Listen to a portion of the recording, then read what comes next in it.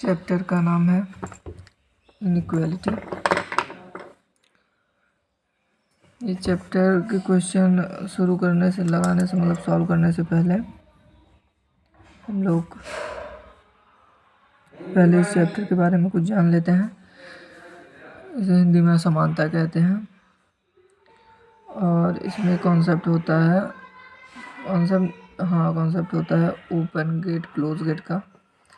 तो यहाँ पर मुख्यतः 3 सिंबल जो होते हैं, एक ग्रेटर देन का, एक लेस देन का और एक इक्वल टू का।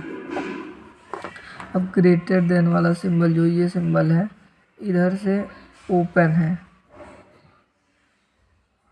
और इधर से अगर हम आएंगे तो इस तरफ नहीं आ पाएंगे, इधर से क्लोज है, ठीक है। और ये जो लेस देन वाला सिंबल है इधर से क्लोज है, इधर से इधर नहीं जा सकते, लेकिन अगर हम इधर से इधर आएंगे इस तरफ तो इधर से ओपन है, इधर से इधर हम जा सकते हैं, इस तरफ से अगले तरफ जा सकते हैं। और जो इक्वल टू का सिंबल होता है ये दोनों तरफ से ओपन होता है, इधर से इधर भी जा सकते हैं, इधर से इधर भी आ सकते हैं।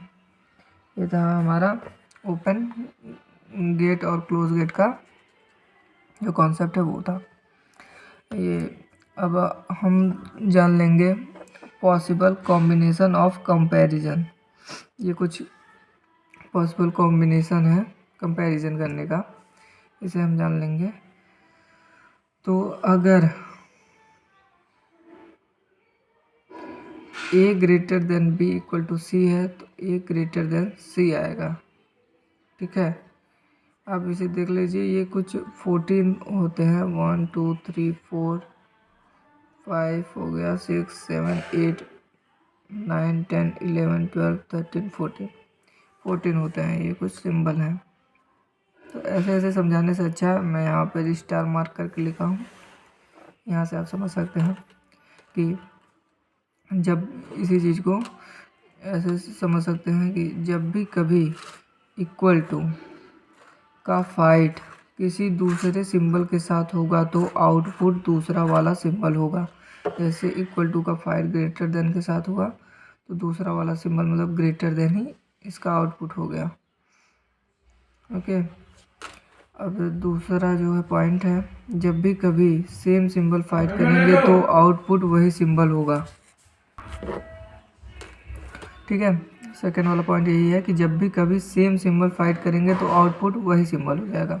मतलब जब दो सेम सिंबल फाइट कर रहे हैं तो वही सिंबल आउटपुट हो जाता है। जैसे दो सेम सिंबल यहाँ पर देखिए, A greater than B, B greater than C, तो दोनों सेम ही सिंबल है तो आउटपुट वही सिंबल आ जाएगा, दोनों जब सेम है, ए ग्रेटर देन सी ही आ जाएगा। जैसे और कहीं पे ऐसा हो देख सकते हैं कि सेम सिंबल, हाँ यहाँ पे सेम सिंबल है ना, A greater than or equal to B और B greater than or equal to C है, तो दोनों सेम सिंबल फाइट कर रहे हैं तो जो आउटपुट आया वो भी यही सिंबल आ गया, सेम ही, ठीक है। नेक्स्ट पॉइंट है यहाँ पे, जब भी कभी समान दिशा वाला डेफिनेट सिंबल, ये जो ग्रेटर देन इक्वल टू और लेस देन होता है ये डेफिनेट सिंबल होता है, ये मुख्य सिंबल समझ लीजिए इसे, ठीक है।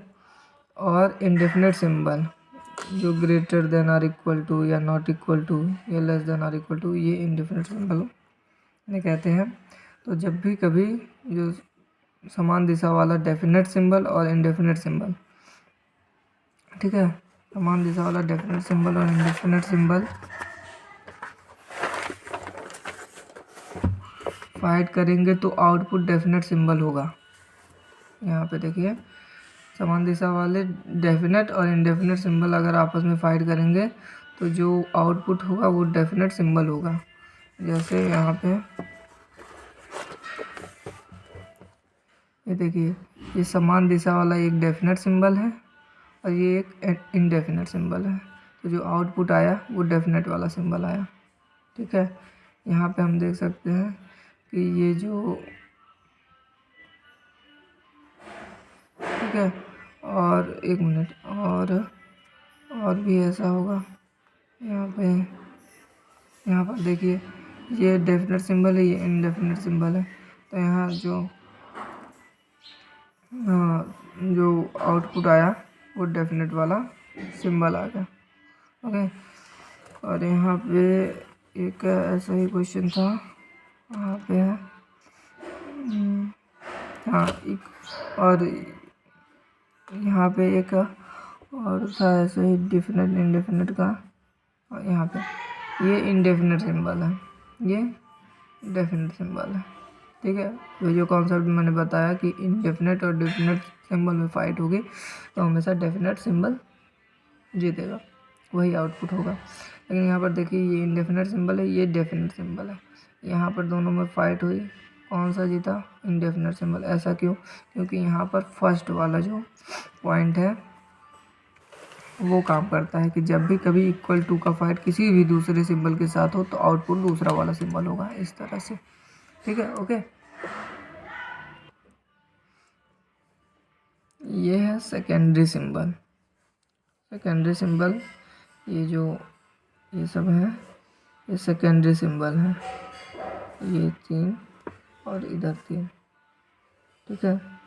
इनको कुछ इस प्रकार समझते हैं इन 6 सिंबल्स को कि यहाँ पे लिखा है कि ग्रेटर देन लिख के क्रॉस लगाया गया है, मतलब ये ग्रेटर देन नहीं है। अगर कोई चीज़ ग्रेटर देन नहीं है तो वो अपने आप लेस देन होगी या इक्वल टू होगी। अगर कोई चीज़ लेस देन नहीं है तो वो ग्रेटर देन होगी या इक्वल टू होगी। यहाँ पर क्रॉस लगाया गया है ना, उसका मतलब नहीं होगी। यहाँ इक्वल टू को बना के ऐसे क्रॉस का निशान कर दिया गया उस पर, तो मतलब ये इक्वल टू नहीं है। तो जो इक्वल टू नहीं है तो वो ग्रेटर देन होगा या लेस देन होगा। यहाँ पे लिखा है ग्रेटर देन और इक्वल टू को नॉट लगा दिया गया ना, मतलब ये ग्रेटर हो सकता है ना बराबर हो सकता है। जब दोनों चीज़ नहीं है तो सिर्फ बचा क्या? छोटा, मतलब लेस देन होगा।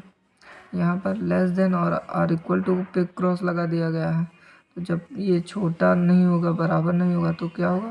बड़ा होगा। 3 ही पॉसिबिलिटी होती है मुख्यतः, ठीक है। या तो जब हम किसी बारे में नहीं जानते हैं, मान लो 2 लोग हैं, ठीक है, रमेश सुरेश या रामश्याम है मान लीजिए, मैंने उन्हें कभी नहीं देखा है, ठीक है। वहाँ पे अब बोल दिया जाए कोई बोल दे उनकी हाइट की कंपैरिजन करो, मैंने उन्हें देखा नहीं है, तो मैं कुछ ऐसे डेफिनेट तो नहीं बोल पाऊँगा। या नहीं डेफिनेट मैं ये बोल सकता हूँ कि या तो वो बड़ा होगा, मतलब कोई भी, मतलब मैं अपनी तरफ से जो आंसर दे पाऊँगा यही दे पाऊँगा। या तो रमेश बड़ा होगा या तो रमेश छोटा होगा या तो दोनों बराबर होंगे। ऐसे मेन ये होता है। तो जब ये छोटा या बराबर नहीं है तो बड़ा होगा। और यहाँ पे सिंबल एक ग्रेटर देन और लेस देन का लगा के क्रॉस लगाया गया है, ना तो बड़ा है ना तो छोटा है, इसका मतलब तो क्या होगा? अपने आप बराबर हो जाएगा।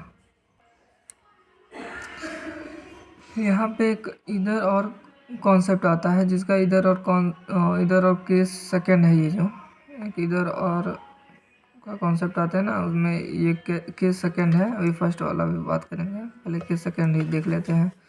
ये कुछ गलत है, मतलब ये इतना दूर कुछ नहीं है, ठीक है, मतलब गलत हो गया था।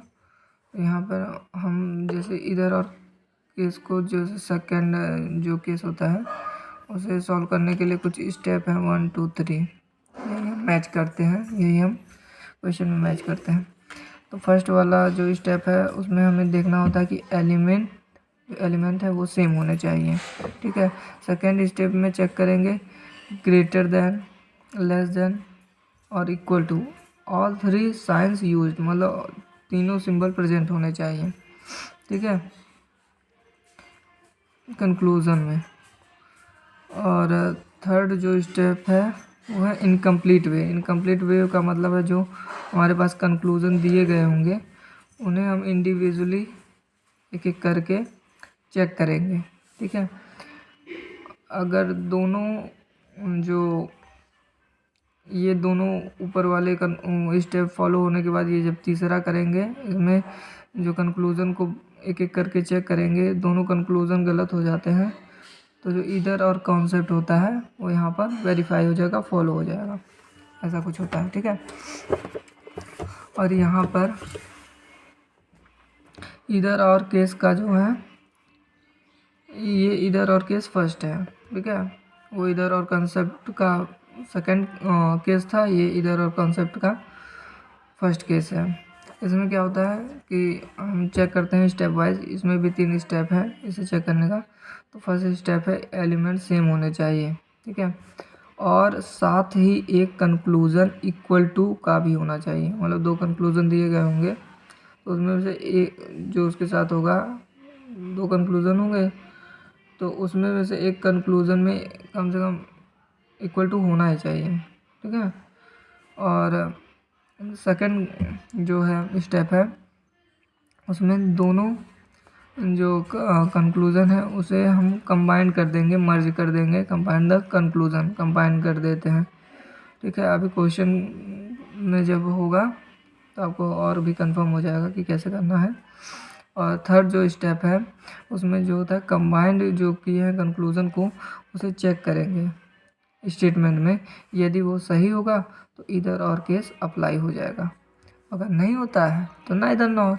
इसी तरह फर्स्ट वाले क्वेश्चन में अगर होता है तो अगर फॉलो हो जाते हैं ये तीनों स्टेप तो इधर और होगा, अगर नहीं होगा तो नॉर्मल नीदर नॉर कर देंगे।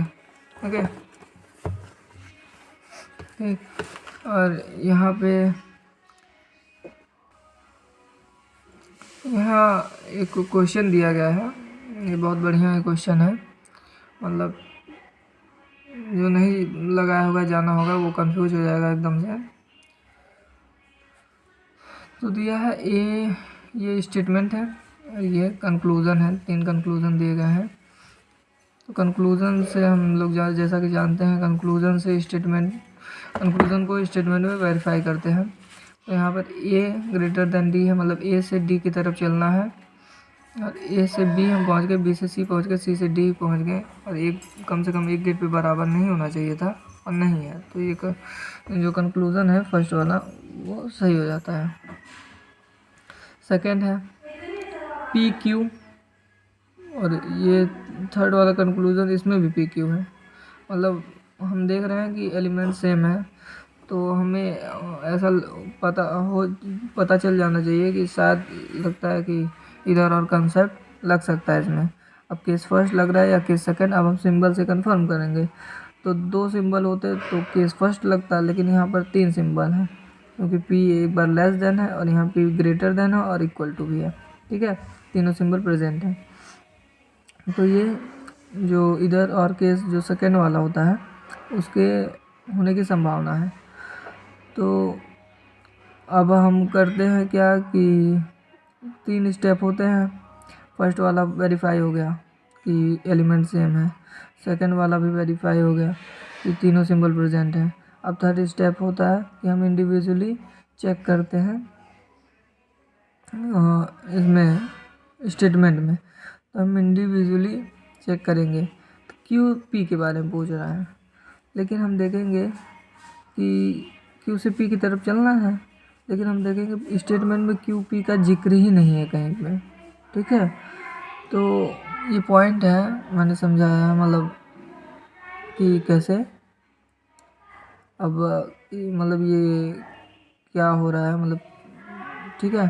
तो पढ़ते हैं कि सेकंड एंड थर्ड निष्कर्ष में, जो सेकंड वाला निष्कर्ष है और थर्ड वाला निष्कर्ष है उसमें पी और क्यू के बारे में पूछ रहा है। हाँ सही बात है, जबकि क्वेश्चन में मतलब स्टेटमेंट में पी क्यू का कोई जिक्र नहीं है। सही बात है, लेकिन हम जानते हैं, हम समझेंगे, लेकिन हम जानते हैं कि हमें किसी के बारे में अगर कुछ नहीं पता है, जैसा हमने बताया था कि हमें किसी के बारे में कुछ नहीं पता है, तो हमें उसे ग्रेटर देन, लेस देन और इक्वल टू कह सकते हैं।